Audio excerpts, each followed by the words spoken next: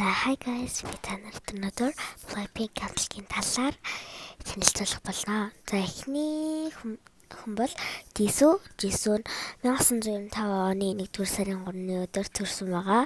1-р сарын 3-ны өдөр унтлагын өдөр гэж явдаг. Олон улсын унтлагын өдөр гэж явдаг бөгөөд тийм өдөр төрсөн. Jisoo сонирхолтой өдөр төрсөн хүмүүсийн дунд ордог байгаа.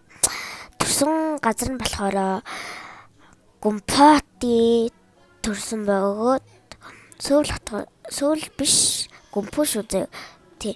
Тэгээд Өмнөд Солонгост төрсөн. Хойд Солонгос биш, Өмнөд Солонгос. Үндсэн үүрэг нь болохоор дуучин жүжигчин байгаа. Өөрийнх нь үндсэн үүрэг танилцуулга бол байгаагүй. Өөрийн танилцуулга. Анхны цом нь болохоор Ми гэдэг цомог гаргасан байгаа. Тэр нь бас амжилттай гараад явсан юм билээ. Тэгээд 2025 онд сүүлд Amortige гэдэг билүү тэгэж ууршин билүү. Тийм цомгоо гаргасан байгаа. За Jennie руу орох юм бол Jennie төрсөн он нь болохоор 1996 оны 1-р сарын 16-ны өдөр төрсөн байгаа. Тэгээд төрсөн газар нь болохоор Сөүл Өмнөд Солонгос төрсөн байгаа. Өөрийнх нь үүрэг юм бол рэпер дуушсан байгаа. Тэгээ бас загвар өмсөгч. Гадаад харилцаа болохоор channel. Тэгээ гаргасан бүтээл 2025 онд Ruby гэдэг цомог гаргасан. Анх хүүхд тахтаа дуулж ирсэн Solo гэдэг дуун 100,000 үзэлттэй мөлий YouTube дээр. За Rose-ийг лөө орох юм бол Rose-ийн төрсөн он болохоор 1997 оны 20 дугаар сарын 11 төрсөн газар нь болохоор Auckland, Шинэ Зеланд. Үндсэн үүрэг нь болохоор одоо хамтлагын ингээд тараад явах хүртэл хамтдаа ингээд байх тийм үргэлжлэн билээ. Өөр үүрэг бол олдоогүй. Гадаад харилцаа нь болохоор Saint Laurent Tiffany гэдэг газар өмчих үлээ. Тамирчдын карьер гэд байсан.